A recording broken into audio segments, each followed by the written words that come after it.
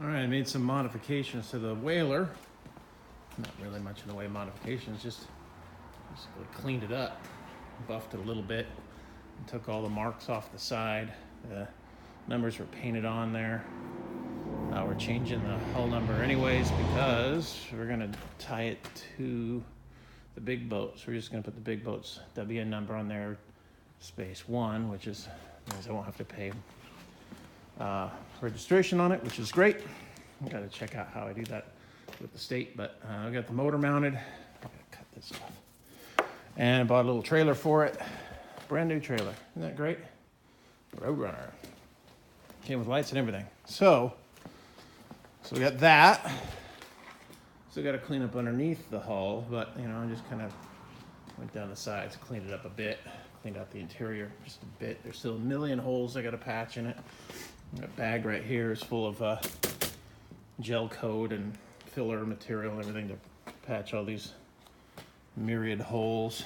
They're all over the place. And there's everything in the world been screwed into this thing.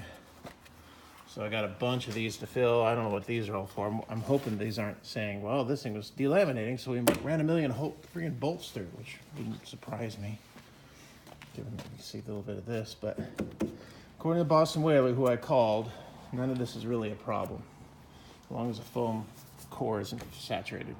Anyway, so I'll work on the outside. I'm going to ask Larry to do the underside.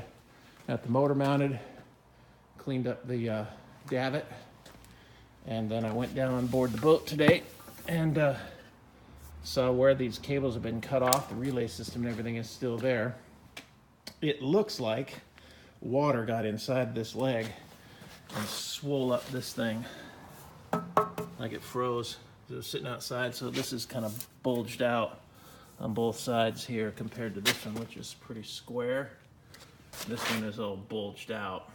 So I hope that's not a structural issue. I'm gonna get that looked at, but get a hold of Ross Kelly Olson and see what it's gonna take to get the remote done up. But it's just 3 wires for the remote, and the relay system and everything is still there and wired up and powered. Everything's ready to go in the boat. Just gotta poke those 2 big wires through, put these pins through there, and I think we're ready to go. Just pick the boat up out of the water when we need it.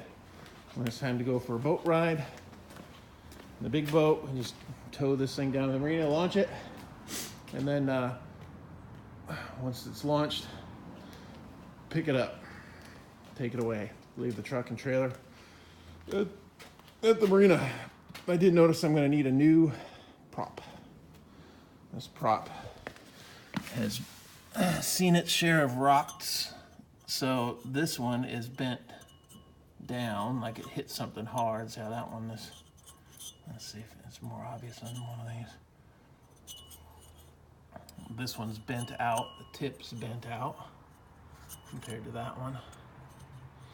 And then one of the things is bent down compared to the others. It's hard to see it, but this prop's a little beat up. So get a new prop. Got the gas can in the truck full of gas. So I guess we'll put this dude in the water and go for a little boat ride. Of course, I've got a whatever. Whole lot better than just giving it away or trading it, I think. If nothing else, if this doesn't work out the way I'm hoping, at least this setup is now worth something, because it's actually looking presentable now. And it will look better once I do the gel coat repair of all these little stupid holes.